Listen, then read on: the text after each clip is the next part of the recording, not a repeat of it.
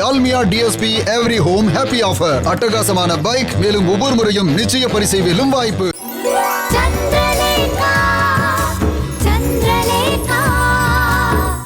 ஆமா, இப்ப என்ன பண்ண சொல்றீங்க? இது சபரிதான். வாங்க. ஏய் சந்திரா, சபரி வீட்டுக்குள்ளே மறைச்சு வச்சு என்ன ஏமாத்திருக்கீங்கல்ல? இருங்க, நான் என்ன பண்றேன்னு பாருங்க.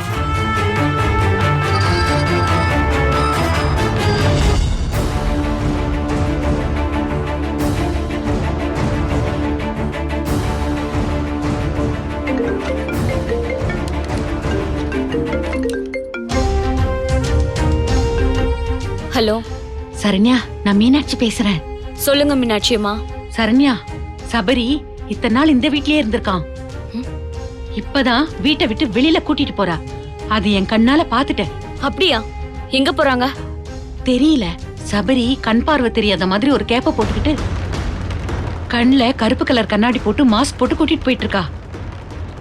அந்த சந்திராவும் தேவியும் பேசிக்கிட்டாங்க. நான் கேட்டப்ப அவனை கமிஷனர் ஆபீஸ் கூட்டிட்டு போறதா பேசிக்கிட்டாங்க. ஓ, பிளைண்ட் கெட்டப்ல போறாரா? அநேகமா லேக்கா அவரை கோர்ட்டுக்கு தான் கூட்டிட்டு போவா. இல்ல, கமிஷனர் ஆபீஸ்க்கு தான் போறாங்க. கமிஷனர் ஆபீஸ்க்கு போக நான் விட மாட்டேன். நான் பாத்துக்கிறேன். நான் வச்சிடுறேம்மா.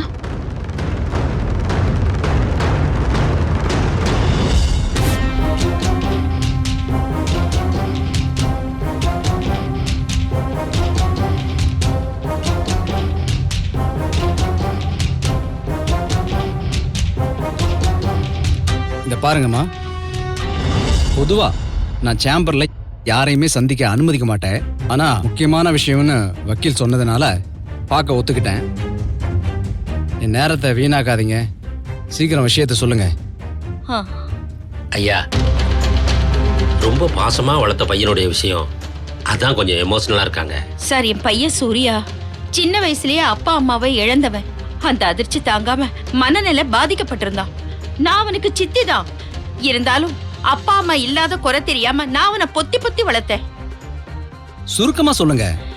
என் புள்ள சூர்யா பல கோடி சொத்துகளுக்கு அதிபதி. ஆனா மனநிலை சரியில்லாதவங்கிறதுனால அவனை கவனிச்சுக்கிறதுக்கு பவானிங்கிற ஒரு பொண்ணை நர்ஸா வேலைக்கு வச்சோம். அவ கடைசியில என் புள்ளைய ஏமாத்தி அவ வலையில சிக்க வச்சு அவனை கல்யாணமும் பண்ணிக்கிட்டா. தான் செய்யறது என்னன்னே தெரியாத சூர்யா அவ கழுத்துல தாலியும் கட்டிட்டான். ஐயா, இந்த பவானிங்கிற பெண்ணோட நிஜ பேரு அத்திக்குளம் பிருந்தா. ஒரு போலீஸ் எஸ்ஐ உட்பட 4 பேரை துடிக்க துடிக்க கொலை பண்ணவதான் இந்த பிருந்தா. அவதான் சூர்யாவுக்கு இவ்வளவு சொத்து இருக்குன்னு எப்படியோ தெரிஞ்சுக்கிட்டு அவரை கல்யாணம் பண்ணிட்டு சதி பண்ணிருக்கா. அவ கொலகாரிங்கிற விஷயம் தெரியாம அவளை வேலைக்கு வச்சு இவங்க ஏமாந்துட்டாங்க. என் புள்ள சூர்யாவுக்கு குணமாகணும்னு கிட்டத்தட்ட 100 கோயிலுக்கு மேல போய் பிரார்த்தனை மேல பிரார்த்தனை பண்ணி வேண்டிக்கிட்டேன். என் பிரார்த்தனைக்கு பலனா சூர்யாவுக்கு ஆபரேஷன் நடந்தது. இப்ப அவன் நல்ல பூரணமா குணமாயிட்டே வர. தனக்கு கல்யாணம் ஆயிடுச்சுங்கிறத சூர்யா எப்பவாவது உணர்ந்தாரா? இல்லைங்க ஐயா.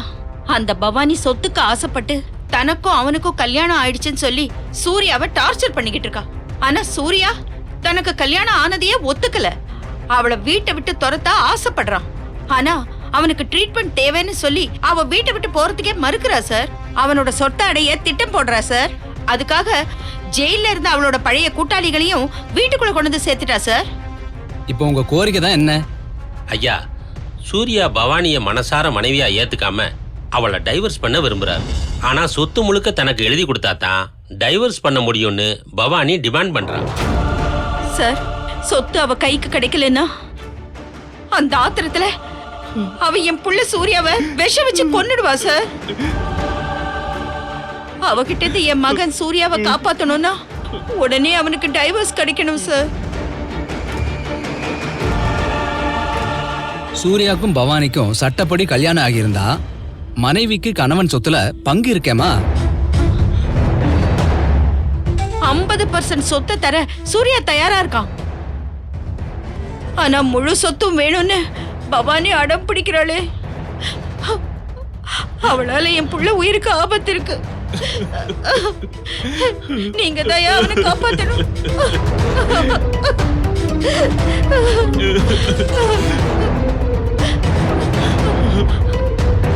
சூர்யாவை இங்க ஏன் கூட்டிட்டு வரல? என் புள்ள மெடிக்கல் ட்ரீட்மெண்ட்ல இருக்கான் சார். டாக்டர் கிட்ட கேட்டப்போ கோர்ட்டு கேஸ் பிரச்சனைன்னு அலைஞ்சா திரும்பவும் அவன் மனநிலை பாதிக்கப்படும்னு சொன்னாரு.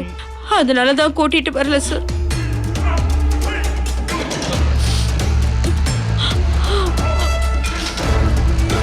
அப்ப டாக்டர்கிட்ட இருந்து அப்படி ஒரு சர்டிபிகேட் வாங்கி கோர்ட்ல தாக்கல் செய்யணும். நாங்க செஞ்சிடறோம் சார். செஞ்சிடறோம். ஐயா, சூர்யா பவானி கல்யாணம் நடந்த வீடியோ ஆதாரங்களை நான் கோர்ட்ல சமர்ப்பிக்க எனக்கு அனுமதி வேணும். சூர்யா எப்படி சுய சிந்தனை இல்லாம மனநிலை சரியில்லாம பவானியும் அவளை சார்ந்தவங்களும் வற்புறுத்தி தான் தாலி கட்ட வச்சிருக்காங்கங்கிறத நீங்களே பாருங்க ஐயா. கொடுங்க. இதோ இருக்கு சார்.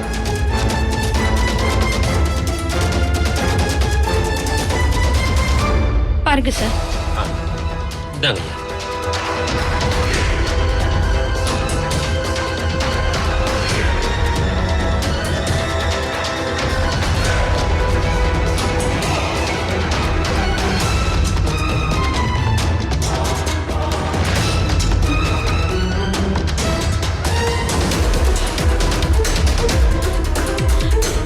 சூர்யாவை பவானி கிட்ட இருந்து காப்பாத்தலனா அவ ஏதாவது மருந்து கொடுத்து என் பிள்ளைய கொன்னுடுவா சார். அதுக்குள்ள எப்படியாவது பெரிய மனசு பண்ணி நீங்க தான் விவாகரத்து வாங்கி கொடுக்கணும். சம்பந்தப்பட்ட கணவன் மனைவி கோர்ட்ல ஆஜராகாம என்னால டைவர்ஸ் தர முடியாது. டைவர்ஸ் தரலன்னா பவானி சூர்யாவை ஸ்லோ பாய்சன் வச்சு கொன்னுடுவாங்கிற வாதத்தையும் கோர்ட் ஏத்துக்காதுமா. சட்டம் எதுவோ அதை தான் கோர்ட் செய்யும். அப்படியே பவானியால சூர்யா உயிருக்கு ஆபத்து இருக்குன்னு நீங்க பயந்தீங்கன்னா நீங்க போலீஸ்ட போங்க. அவங்க தகுந்த நடவடிக்கை எடுப்பாங்க. அப்புறம் கேஸ் போட்டு பவானி சூர்யாவை ஃபேமிலி கோர்ட்ல ஆஜர்படுத்தினீங்கன்னா அவங்க கிட்ட முறைய விசாரணை நடத்தி டைவர்ஸ் கொடுக்கறதுக்கு இந்த கோர்ட் ஏற்பாடு செய்யும். அதுக்கு வேண்டிய ஏற்பாட்டை உங்க வக்கீல வச்சே பண்ணுங்க. இன்னும் 15 நாளைக்குள்ள டைவர்ஸ் மனுல அவங்க கிட்ட இருந்து கையெழுத்து வாங்கி கோர்ட்ல ஒப்படைங்க. மத்தத உங்க வக்கீல் பாத்துக்குவாரு. சரிங்க சார். என்னையா பாத்துக்குவீங்களா? பாத்துக்கோ ஐயா. எனக்கு விசாரணைக்கு நேரமாச்சுமா, நான் கிளம்புறேன். ரொம்ப நன்றி சார். நீங்க சொன்ன மாதிரியே நாங்க ஏற்பாடு பண்ணிடுறோம்.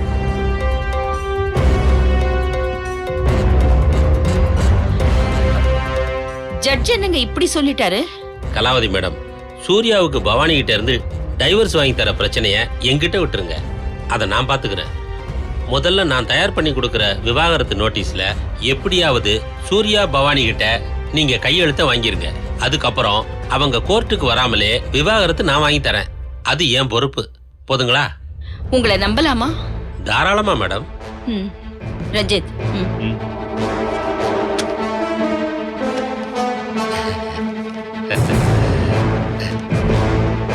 நீங்க கவலைப்படாதீங்க மேடம், நான் பாத்துக்கிறேன். சரி. Thank you sir. தேங்க்யூ. நாங்க வரோம்.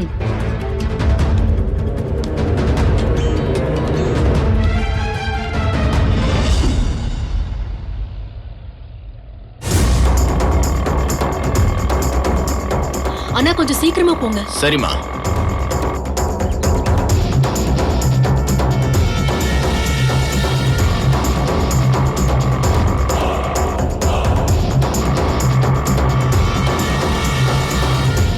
டேய் மேடம் இந்த வழியா தான் சபரிய லேக்கா கமிஷனர் ஆபீஸ்க்கு கூட்டிட்டு போவா. இன்னைக்கு அவங்க தப்பிக்க கூடாது. Okay madam. Okay madam. Anna please கொஞ்சம் சீக்கிரமா போங்களேன். போறேம்மா.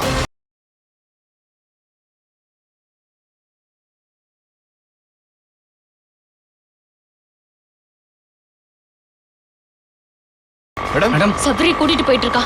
போய் மடக்கி சபரி இழுத்துட்டு வாங்கடா. டேய் போங்கடா. டேய் வாடா. அண்ணா கொஞ்சம் சீக்கிரமா போங்களேன். போறேம்மா.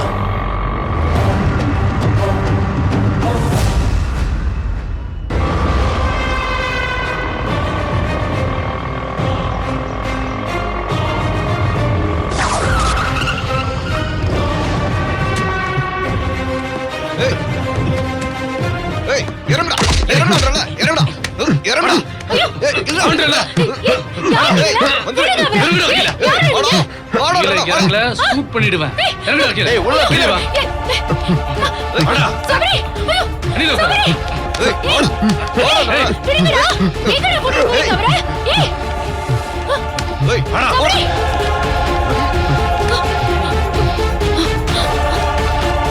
என்னம்மா அப்படி பண்ணிட்டாங்களேம்மா? இப்போ என்ன பாத்துக்கலாம், பண்றது? நீங்க வண்டி எடுங்க. வாடா.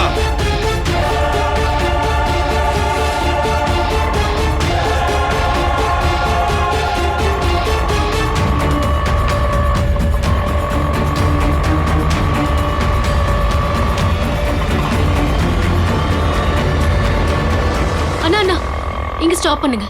இங்கதான்.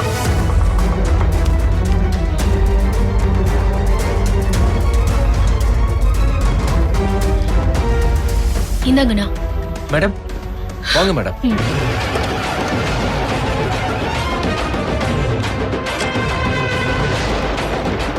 போலாம். எங்க என்னாச்சு லேக்கா? திடீர்னு என்ன மாதிரி ஒரு ஆளை ரெடி பண்ணி ஆட்டோல கூட்டிட்டு போயிட்ட? என்ன கிருஷ்ணாவோட அனுப்பிச்சு வச்சுட்ட? எங்க நீங்க நினைச்சு அந்த சரண்யா நாம ஏற்பாடு பண்ண ஆளை கடத்திட்டு போயிட்டாங்க. நம்ம பிளான் இப்போ கரெக்டா ஒர்க் அவுட் ஆயிடுச்சு. மேடம் பெரிய சாகசம் பண்ணிட்டு வந்திருக்காங்க சார். என்ன கிருஷ்ணா? லேக்காவை பத்தி சொல்லணுமா? சரி சரி, போதும் போதும், ஒரு நிமிஷம் இருங்க.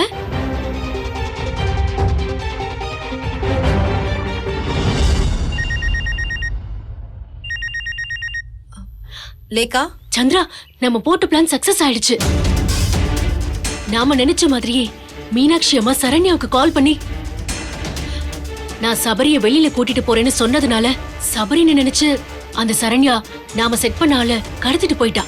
சரி நீ இப்ப எங்க இருக்க? இப்ப நானும் சபரியும் பத்திரமா கிருஷ்ணா கூட தான் இருக்கோம். பாவம் மீனாட்சி அம்மா, சரண்யாவுக்கு நல்ல பாடம் கத்து கொடுக்கறாங்க. சபரிய பத்திரமா ஏசி ஆபீஸ்ல ஒப்படைச்சு அவரை கேஸ்ல இருந்து ரிலீஸ் பண்றதுக்கான வழியை பாரு. அதுக்கு தானே இவ்ளோ கஷ்டப்பட்டுட்டு இருக்கோம். நான் பாத்துக்கிறேன். சரி, நான் அப்புறமா கால் பண்றேன். பை. டைம் ஆயிடுச்சு, கிளம்பலாமா?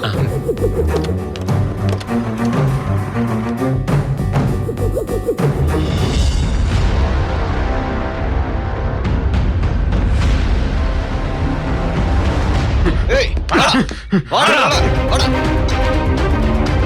வாடா. வாடா. வாடா உள்ள. வா உள்ள. வா உள்ள.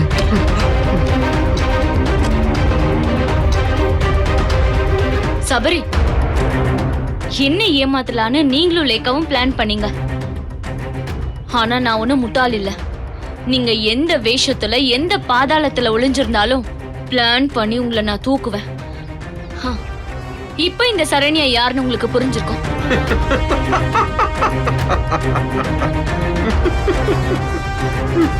என்ன சிரிப்பு வேண்டி கிடக்கு?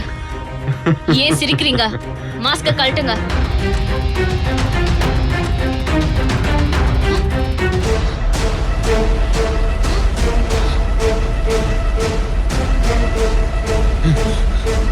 ஏய், யாரா நீ? முதல்ல இவனை வெளியில தள்ளு. ஏய், இறங்குடா கீழ. வாடா. இறங்குடா, வாடா. வாடா. வாடா. சொல்றா, யாரா நீ? என் பேர் குமாருங்க. என்ன மாஸ்க் போட்டு சபரி மாதிரி நடிக்க சொன்னாங்க. 5000 ரூபாய் பணம் தரேனாங்க. 1000 ரூபாய் அட்வான்ஸ் கொடுத்தாங்க. மீதி பணத்தை உங்ககிட்ட வாங்கி சொன்னாங்க. டேய், மேடம் மேடம். என்ன ஏமாத்துனது மேடம், இல்லாம மேடம். என்கிட்டயே பணம் மேடம் கேக்குறியா? மேடம், நான் புள்ள குட்டிக்காரன் மேடம். நான் குடும்பஸ்த மேடம். பணத்துக்கு ஆசைப்பட்டு தான் அப்படி ஒத்துக்கிட்டேன் மேடம். ஓடி போயிடு. Thanks madam. நான் கிளம்புறேன் மேடம். லேக்கா, என்னையே முட்டாளாக்கிட்டல. உன்னை விட மாட்டேன்டி.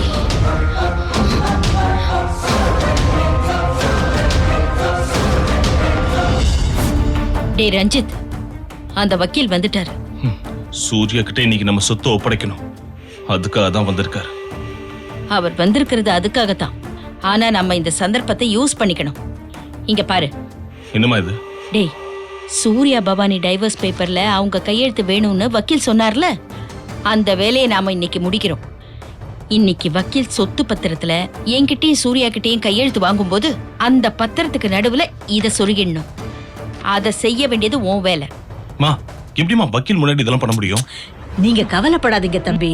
நான் ஏதாவது குண்டக்க மண்டக்க பண்ணி அவங்க கவனத்தை எல்லாம் வேற பக்கம் திசை திருப்புறேன். அந்த நேரத்துல நீங்க இதை பண்ணிடுங்க. பவானியை சொத்து பத்திரத்துல சாட்சி கையெழுத்து போட வைப்பாங்க. அப்ப அவளை டைவர்ஸ் பத்திரத்திலயும் கையெழுத்து போட வச்சிடலாம். அதுக்கப்புறம் நானும் மரகதமும் ஏதாவது குட்டி கலாட்டா பண்ணி எல்லார் கவனத்தையும் திசை திருப்பிடுறோம். நீ டைவர்ஸ் பேப்பரை எடுத்து மறைச்சு வச்சிடணும். மா பிளான் சூப்பர்மா. சரி வாங்க போலாம். போலாம். போங்க தம்பி.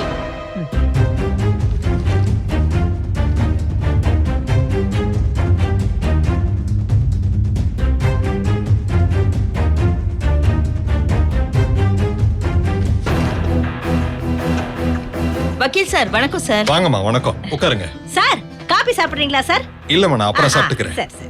சொத்து விஷயத்துல நீங்க எங்களை விட ரொம்ப ஆர்வமா இருக்கீங்களே சார். இவ்வளவு சீக்கிரமா வந்து உட்காந்துட்டீங்க. என் கடமையை ஒழுங்கா செய்யணும்ல.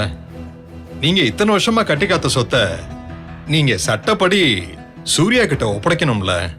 கலாவதி அம்மா, அதுக்கு நீங்க தயார் தானே? பவானி வரலையா? இவ்வளவு நேரம் நீங்க இந்த கேள்வியை கேட்காம இருந்தீங்களேன்னு நினைச்சேன். பவானி வணக்கம் வக்கீல் சார். வாமா, வணக்கம். ராஜு அண்ணா, வக்கீல் சாருக்கு காஃபி ஏதாவது? இல்ல பவானி, வேலையெல்லாம் முடிச்சிட்டு சாப்பிட்டுக்கிறேம்மா. பவானி உட்காரு.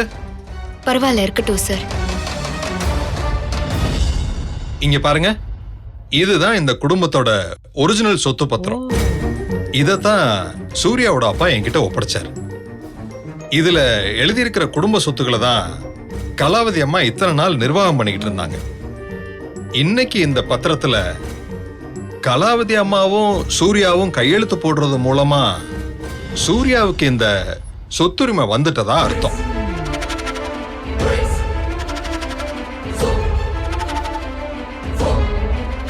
பாட்டி அம்மாவும் பவானியும் இதுல சாட்சி கையெழுத்து போடணும். சூர்யா, இந்த பத்திரத்தை நல்லா படிச்சு பார்த்துட்டு இதுல கையெழுத்து போடுங்க. வக்கீல் சார் ஒரு நிமிஷம். வயசுலயும் அனுபவத்திலயும் மூத்தவங்க எங்க அத்தை. அவங்க முதல்ல சாட்சி கையெழுத்து போடட்டும். சரி சார், சித்தி விருப்பப்படியே செய்யலாம். இந்தாங்கம்மா, இதுல கையெழுத்து போடுங்க.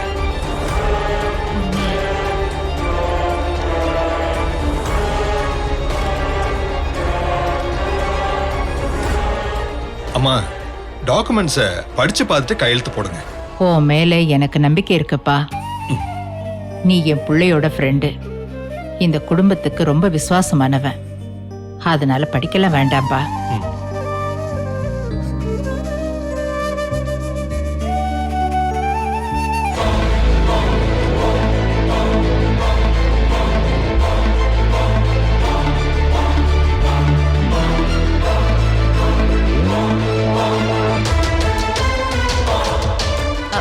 அத்தை, உங்களுக்கு அப்புறம் வயசுல பெரியவனா, நான் கையெழுத்து போடுறேன்.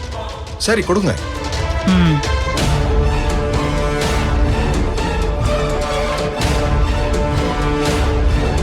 கலாவதி அம்மா, நீங்களாவது டாக்குமெண்ட்ஸை படிச்சு பார்த்துட்டு கையெழுத்து போடுங்க. பரவாயில்ல வக்கீல் சார், அத்தையே உங்களை நம்பும் போது நான் சந்தேகப்படலாமா? எல்லா சொத்து சூர்யாவுக்குன்னு தானே எழுதியிருக்கு. இத படிக்காமலேயே கையெழுத்து போட்டு நானும் என் பிள்ளையும் எங்களோட விசுவாசத்தை காமிக்கணும். என்ன ரஞ்சித், அப்படிதானே? ஆமாமா, கரெக்டா சொன்னீங்க.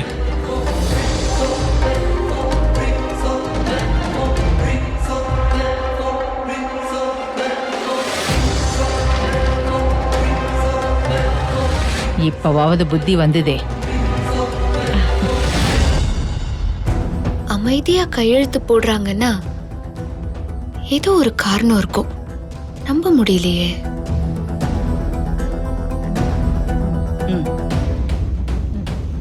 வக்கீல் சார், நான் கையெழுத்து அந்த போட்டு. டாக்குமெண்ட்ஸ் சூர்யா கிட்ட கொடுங்க. சரிங்க யோ சார். மீச, வக்கீல் சார் வந்து எவ்வளவு நேரம் ஆகுது? அவரு காஃபி கிஃபி குடுக்கணும்னு தெரியாது? போய் காஃபி எடுத்துட்டு வா போ. ஏய், காப்பி குடுக்கறது உன் வேலை, நீ போய் கொண்டு வா. நானும் பாத்துக்கிட்டே இருக்கிறேன். இந்த வீட்ல நான் சீனியர்ங்கிற மரியாதை நீ கொஞ்சம் கூட கொடுக்க மாட்டியா? உன் மனசுல நீ என்ன நினைச்சிட்டு இருக்க? பெரிய ஓனர். இந்த வீட்ல சீனியர் ஜூனியர் எல்லாம் யாருமே இல்ல. நீ போய் காஃபி கொண்டு வந்தாதான் என்னவா? நீ என்ன நாட்டாம பண்ணிட்டு இருக்கிற? நீ இந்த வீட்ல நர்ஸ், அவ்வளவுதான். ஏய், யார பார்த்து நீ நர்ஸுங்கிற?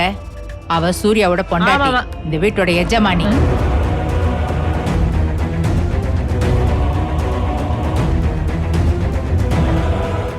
இந்த வீடியோ உங்களுக்கு பிடிச்சிருந்தா லைக் பண்ணுங்க, ஷேர் பண்ணுங்க, கமெண்ட் பண்ணுங்க அண்ட் மறக்காம Saregama TV shows Tamil subscribe பண்ணுங்க.